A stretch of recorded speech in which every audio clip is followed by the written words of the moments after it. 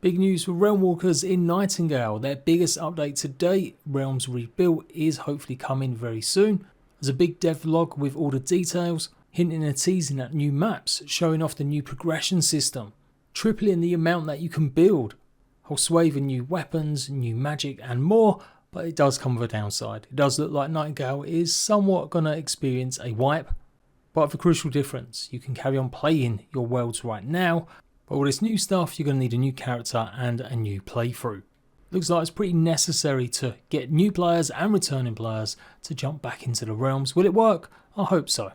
So let's get into Nightingale a bit more focused than my other survival shows and take a look whether or not Realms Rebuilt is going to be a winner.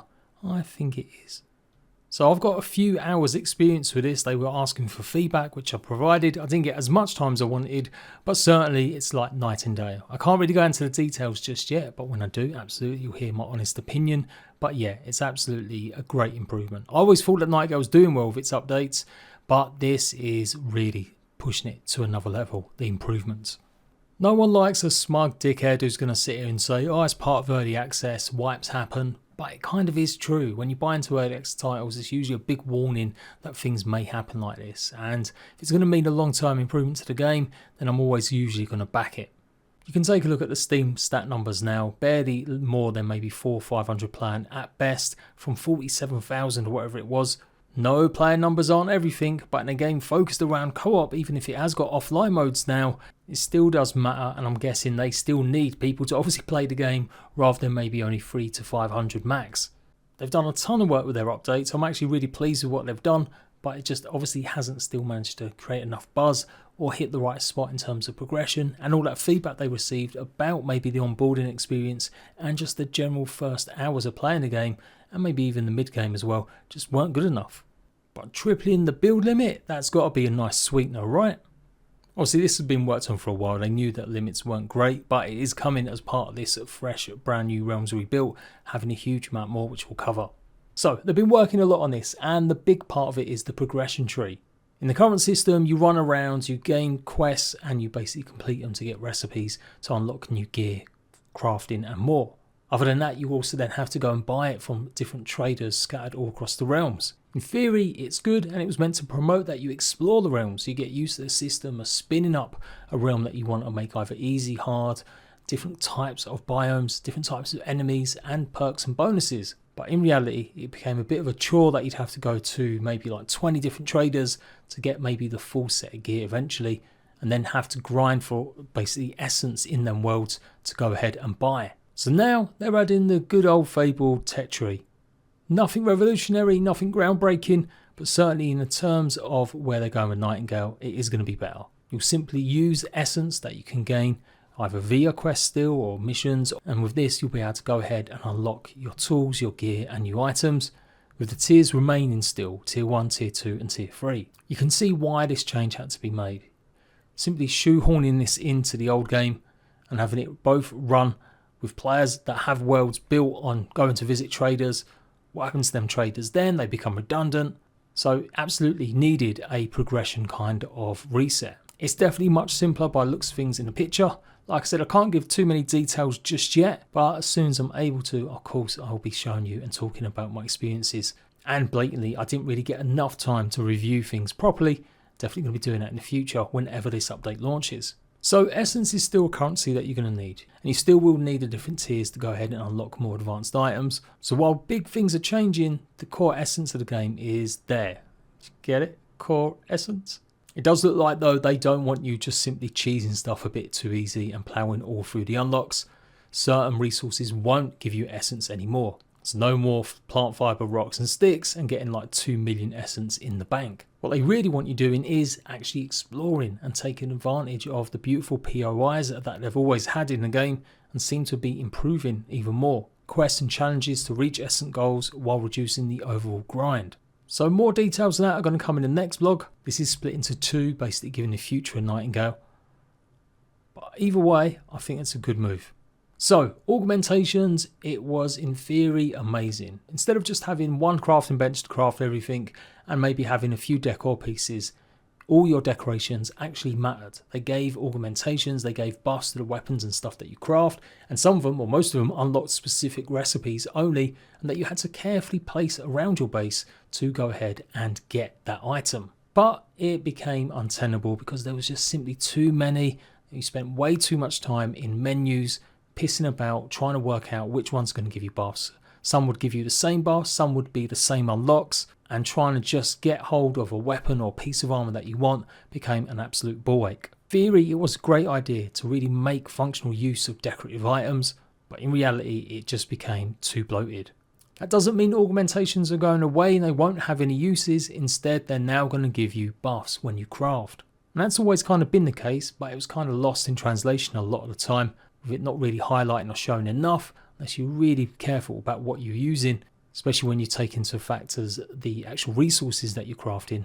They always seem to be the most important thing. It does look like they have revisited the number of augmentations in the game, so you never know, we might see a slight reduction in some, but you will now fit these augments onto the benches and you'll get a variety of buffs. So fact is, with a big reset like this, they have been able to find a lot of savings in performance, something they've been working on anyway, and they've now got 2 limits for the build system instead of 3. First limit is going to be how many individual pieces you can have in a structure. This has been increased to more than triple what it is right now. The second is a realm-wide weight limit that includes both building pieces and freestanding structures like workbenches. If a player approaches the new limit, a UI indicator will appear. You can also turn this off when you want as well.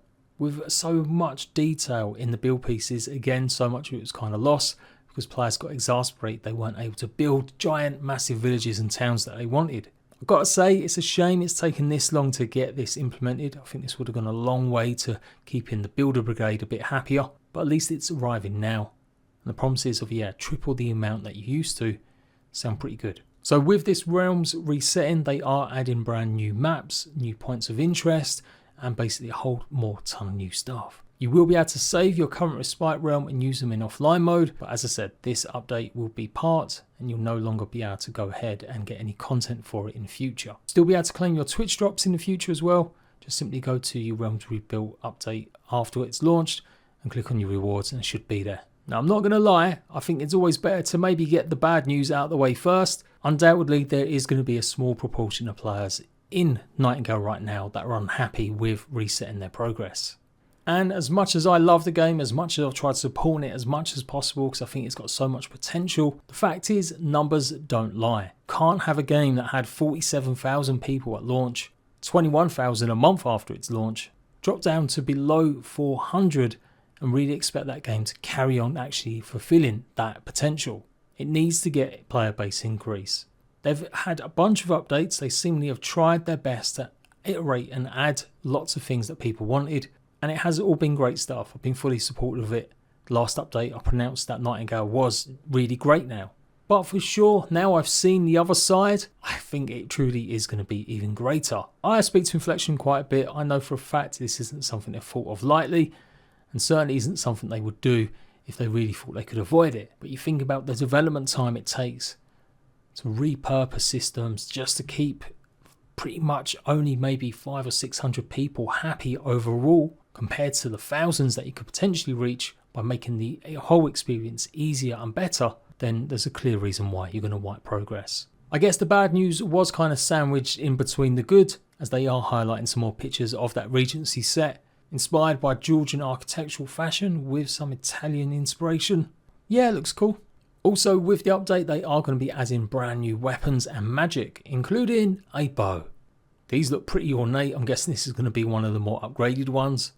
The Mystic Shortbow and Longbow upgrades. And they are adding additional tiers to a lot of guns, like the Dauntless Slingbow, Lancaster Pistol, Winchester Rifle, and the Mystic set of weapons as well, again, with some more of this concept art with all this gold or bronze gilded weaponry.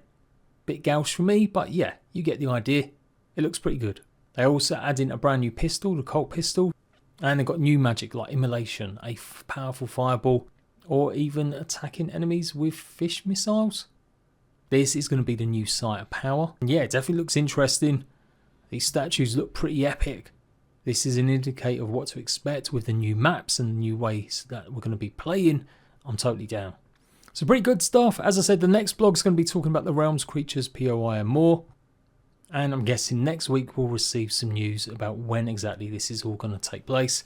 Big changes, I hope it works. I really want to invest more in Nightingale, but just like the devs need numbers, I also need viewers to basically watch me. So I'm hoping people pick it up. I think the foundations for this are going to result in a good future.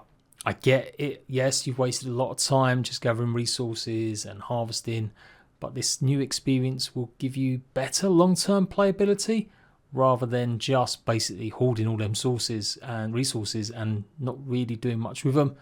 Very keen to see this part 2 of the blog, and I'll be here to cover it next week. So that's it, Ratbags. As always, I'll be back with either individual survival games news or my survival show where I take a look at so many stories.